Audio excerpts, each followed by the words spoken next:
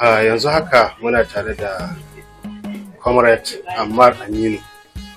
wanda mai fashin baki ne akan batutuwan da suka shafi tattalin arziki, kuma za mu tattauna da shi ne akan batun maganan kasafin kuɗi na shekarar 2025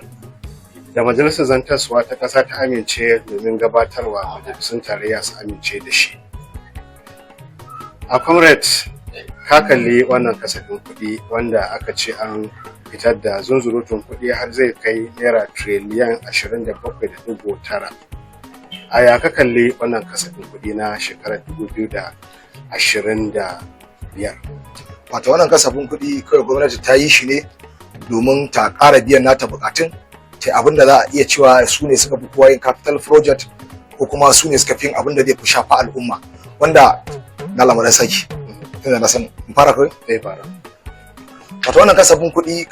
ne kawai wanda gwamnati ta yi don ta ƙara gallaza wa al'umma, ba ta duba da hali wanda al'umma suke ciki ba, ba ta duba da cewa ƙasa da wata 4 al'umma suka fito tituna suna kuka suna cewa suna jin yunwa ba, babu abinci a gurin su, babu magani, mutane suna cikin mawuyacin hali ba, suka ƙara fito da wannan kasafin kuɗi. Idan ka kalli yadda aka fitar da kasafin kuɗin da ayyukan da aka sa a kasafin kuɗin da yadda aka sa farashin dala da shi kanshi farashin da za a sayar man fetur wanda ba lallai kai wannan farashin ba, kai ka san kawai talaka za a ƙara matsa kamar man gyaɗa, kai wa dala farashi akan naira 1,400, wanda idan ka kalli yadda ake wancan farashin dala akan naira 875, sai da dala ta kai 1,750 a kasuwar bayan fage, har 2,000 dala yadda ta kai ta ɗanyi baya ma ta da 1,750, wanda in ka kalli 1,750 ka raba shi biyu daidai zai baka 875. To idan har kasafin bana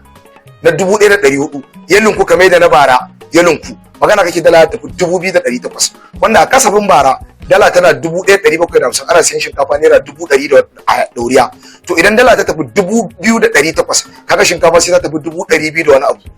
To ina talakar ƙasa zai sa kansa? An fi shekara ana dambarwa da gwamnati akan ta ƙara ma'aikata minimum wage, wanda wannan minimum wage bai wuce naira 70,000, wasu gwamnonin ma har yanzu ba su gamsu cewa za su ƙara ba. Kuma idan ka maida kasafin kuɗin bana ya tafi a wannan farashin, nawa abinci zai tafi, nawa 'yan ƙasa za su iya cin abinci, wani ayyuka za a yi da kuɗin, ko idan ka kalla bashi za a ciwo mai nauyi a budget. Yawa daman batun magana da nake so na tambaye ka, shin a cikin wannan kasafin ma ana maganar cewa rance na dala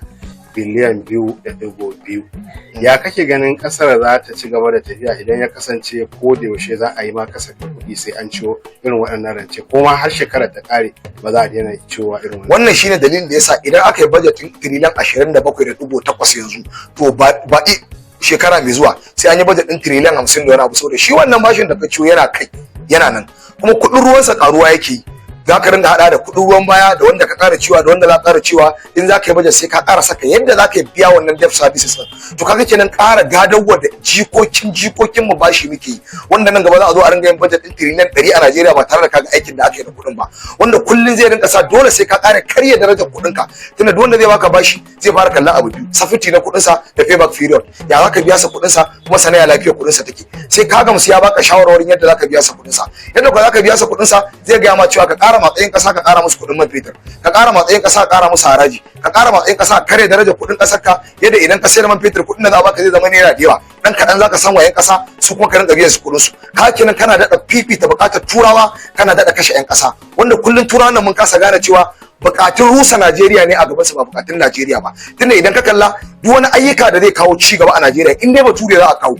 ba za a taba ganin aikin ya tafi daidai ba. Idan ka dauko titin da ake Kano zuwa Abuja shekara 8 ana titin, wanda a lokacin Babangida lokacin soja a shekara 1 da wata 4 ya titin gaba ɗaya kirkiri titin ya gama, amma facin titin ka tafi shekara 7 har yanzu ba a yi titin ba. Wannan shi ke nuna maka cewa wannan turawan duk wani abu da zai ka ci gaba a Najeriya ba bukatar su suke ba, da haka da ka je neman bashi za su baka su sama condition da ka karya kudin kasar ka yi abu ka yi kaza don dai kar a samu kasar ta girma, tunda idan ta girma mu ne raw material ɗinsu, mu ne source of income ɗinsu, a jikin mu suke matsa kuɗaɗe, a gurin 'yan ƙasar mu suke matsa kuɗaɗe, wanda an jima ana ga gwamnati ta buɗe hanyoyin samun kuɗi ba tare da matsa 'yan ƙasa ba, ai diversification in form of ya zama da cewa an bunƙasa harkar noma, an bunƙasa harkar tourism, ana gina guraren da 'yan ƙasa za su rinka zuwa, wasu ƙasashen suna zuwa suna yin yawon buɗe ido, suna ba gwamnati kuɗaɗe a ƙara inganta harkar masana'antu, wanda kullum rufe masana'antun ma ake, matsalar wuta a arewacin Najeriya kullum national grid, tun ana magana national grid yanzu an da cewa 'yan ta'adda ne suke lalata wuta, yau wajen wata 1 da rabi babu wuta, kamfanin asara suke, kullum ana daɗa maida mutane tunanin sai dai ka koma kudu ka je kai kamfanin ka. Kuma gashi ana magana cewa gaba ɗaya harajin da bat inda za a ringa asa a ko ina zai rinka tafiya jihar da main branch ko kuma headquarter wannan kamfanin yake, ma'ana Lagos kenan. Ka kenan ana daɗa kashe arewacin Najeriya, ana kuma kashe Najeriya, musamman arewacin Najeriya, saboda rashin kishi na shugabannin arewacin mu. To da yake wannan kasafi sai ya shigo har gaban majalisu, me kake ganin ya kamata a ce 'yan majalisun tarayya sun yi, kama da na dattawa da na wakilai, wajen ganin cewa bukatun al'umma su ne akan gaba ba bukatu na gwamnati kaɗai? 'Yan majalisu su gane cewa ba iya a ce an yi nasara ko an yi aiki kaza a lokacin da suke mulki shine ci gaban kasa ba. Kasan nan zamu rayu da mu da su da 'ya'yansu da cikokinsu a nan gaba. Su kalli menene tartibin tsari wanda kasar za ta ci gaba har gaba, ba iya yanzu ba. Ko a ce ka samu kuɗi ka zo ka raba mutane babura ko injin ɗinka ko keken ɗinki, a ce kai ne kaɗai dan majalisar da ka fi wa mutane kaza. A'a, ka fa mai da hankali gurin abin da ya shafi ƙasa gabaki ɗaya. Sannan 'yan majalisunmu na arewa su gane wannan illar da ake wa arewacin Najeriya. Na kullum ta'addanci mu ne, lalacewa wutar lantarki mu ne, koma baya ta harkar noma da tattalin arziki mu ne, sannan kacokan ma harajin ko kuma in ce Najeriya gaba ɗaya, arewacin Najeriya ana nema a ɗauke ta maida ta wata jiha kwaya ɗaya wai Lagos, wanda ake da tunanin bunƙasa ta ko kuma nan gaba idan an raba ƙasar su sun ginu sun kai ƙadamin da cewa sun fita daga layin talauci da yunwa da sauran abubuwa.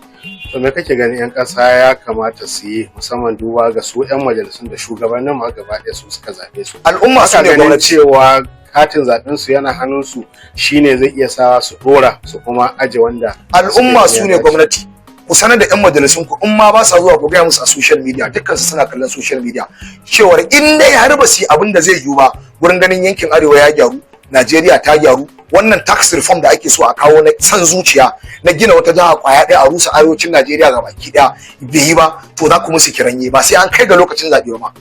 za ku musu kiranye ku da su, ku gaya musu cewa ba za ku ƙara zaɓar su ba. Amma batun maganan haraji, duk ƙasashe da suka ci gaba da haraji suke girma, musamman ƙasashen turai, baka ganin kamar su ake a gina ƙasar ta wannan hanya? Ana yi musu ayyuka wayannan ƙasashen suna ganin inda harajin su yake tafiya. Shi yasa kullum a Najeriya ake samun tax avoidance. A Najeriya ne zaka ji an ce sanata kaza ko shugaban sanatoci ma baya biyan haraji, wanda shi akan kansa shi ma ya gamsu kenan ba a masa abin da ya kamata da kuɗin. Shi da wannan kuɗin ake biyan sa a masa da abin da ya kamata. Wannan talakan Najeriya zai ɗauki kuɗi ya bada haraji, amma idan ka tambaya ina ake kai harajin bai sani ba. A to ka haraji ba za ka biya haraji ba, sai an gaya ba me ake da wannan kuɗin da kake biya na haraji. Sai an gaya maka in an shi kuɗinka ana yin kaza da shi kuma ka tabbatar ana yin wannan abu. Amma kullum muna ganin suna ɗiba ƴaƴan suna fitar da su ƙasashen turawa suna karatu, suna kashe miliyoyin kuɗaɗe ko biliyoyi ana auren ƴaƴayensu. Ya talakan Najeriya zai gamsu cewa Najeriya ce a gaban su da talakan Najeriya? Ya talakan Najeriya zai gamsu cewa ya ɗauki haraji ya bada wai za a gina ƙasa, yana ganin ƴaƴansu ne a gini? To a ƙarshe a wannan kasafin kuɗi an yi hasashen za a rika fitar da gangan mai miliyan 2.06. Kana ganin a duba ga yanayin yadda ake samun masu fasa bututu su saci man nan, kana ganin za a iya cimma wannan ma a bangaren tara kuɗaɗen? Ai adadin man da ake fitarwa a Najeriya ya fi ganga miliyan 3. In an so a fitar a gaskiya za a fitar, amma san zuciya shine ba zai bari a fitar ba. Ai an dade ana fitar da ganga miliyan 1.200, so da yanzu aka zo aka ce za a ba dan gwata mai, ya zama na cewa dole sai an dan dakile tunda an yadda za a ba na gida mai dan ya tace ya ba 'yan gida, tunda an hana a shigo da wani, kuma dole akwai man da suke so su fitar saboda su ba su samu dala su ci gaba da yin abubuwan su. To haka dan haka dole su kokari a fitar da man yadda ya kamata. Amma man da Najeriya take yakawa take fitarwa, inda tuntuni shi muke fitarwa, ai da yanzu ba mu cikin wannan masifar da muke ciki.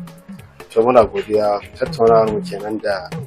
Comrade Ammar Aminu, wanda mai fashin baki ne akan al'amuran yau da kullum kuma masanin tattalin arziki. Mun tattauna da shi akan abin da ya shafi kasafin kuɗin shekarar 2025 da gwamnatin tarayyar Najeriya